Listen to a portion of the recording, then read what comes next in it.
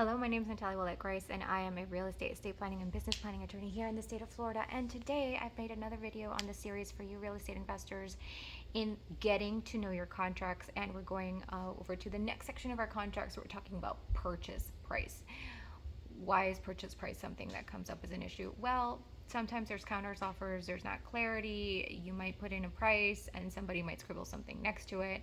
And so let's get to the details of why there can be mistakes in this and how you can address it.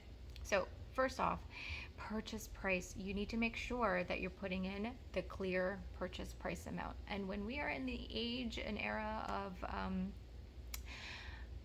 cryptocurrency and things like that, you need to make sure that you're putting it in what currency you are using, right? So super important for you to really understand that.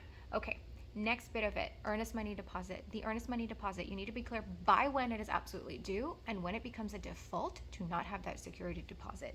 Super clear. And who's holding on to it? Please do not give earnest money deposits directly to a seller.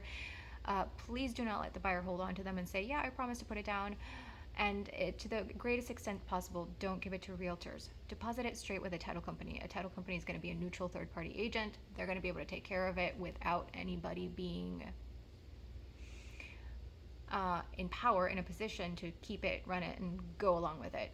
Title companies have different standards, different requirements, so you're going to want to give it to that neutral third party. So it is essential, really, really important that you have absolute clarity as to who the title company is going to be, that is going to be holding the money, who's a title agent, how do you get a hold of them, what's their phone number, email, all of that needs to be filled out to minimize dispute issues, right? And again, please be clear as to when you're going to be delivering that earnest money deposit to your title agent. I cannot emphasize that enough. All right. Financing, you need to make sure that you're being clear with what amount of money is going to be brought over using the funds of somebody else. It doesn't matter if it's a private money lender, it doesn't matter if it's a traditional lender like Wells Fargo, Bank of America, Rocket Mortgage, whatever it might be. You need to make sure that financing is put there, okay? Even if it's seller financing, any other term, so an additional deposit that's due by a specific amount of time, which is something that you're going to see more often now when there's like these bid wars with prices being with the market being so incredibly competitive because there's just a shortage in supply.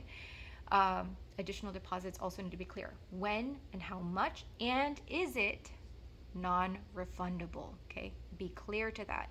And the balance to close should be the bottom line after all those things are deducted. So be clear about that. Balance does not mean, however, that it's including anything having to do with closing costs. So keep that in mind, you sellers and buyers. Closing costs are something outside of it. It is not incorporated into this balance of funds. What that balance says is not what you're going to have to bring to closing.